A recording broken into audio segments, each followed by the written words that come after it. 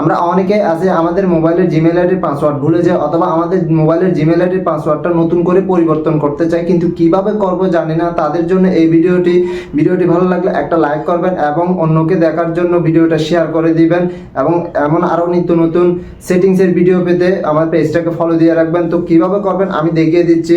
দেখেন, আপনার মোবাইলের প্লে স্টোরে যাবেন, প্লে স্টোরে গিয়ে উপরের কর্নারে এই চিহ্নটাতে ক্লিক করবেন। চিহ্নটাতে ক্লিক করে এখানে ম্যানেজ ইউর গুগল অ্যাকাউন্ট এটাতে ক্লিক করবেন।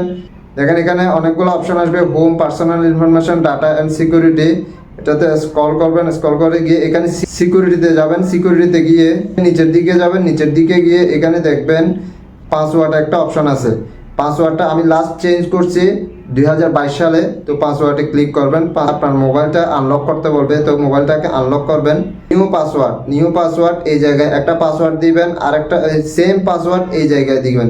পাসওয়ার্ডটা অবশ্যই হইতে হবে স্ট্রং পাসওয়ার্ড, যেমন আমি দিলাম, সাইন দিলাম, এখানে একটা নাম দিলাম বা পাসওয়ার্ড দিলাম। দেওয়ার পর কি করলাম, আবার আরেকটা চিহ্ন দিলাম, দিলাম।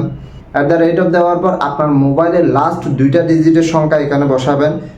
উপরের এই জায়গায় যে পাসওয়ার্ডটা দিয়েছেন সেম পাসওয়ার্ডটা ঠিক এই জায়গায় বসাবেন। এই জায়গায় বসানোর পর এখানে চেঞ্জ পাসওয়ার্ড আছে, চেঞ্জ পাসওয়ার্ডে ক্লিক করলে আপনার জিমেলের নতুন পাসওয়ার্ডটা সেট হয়ে যাবে এবং আপনার পুরাতন পাসওয়ার্ডটা পরিবর্তন হয়ে যাবে।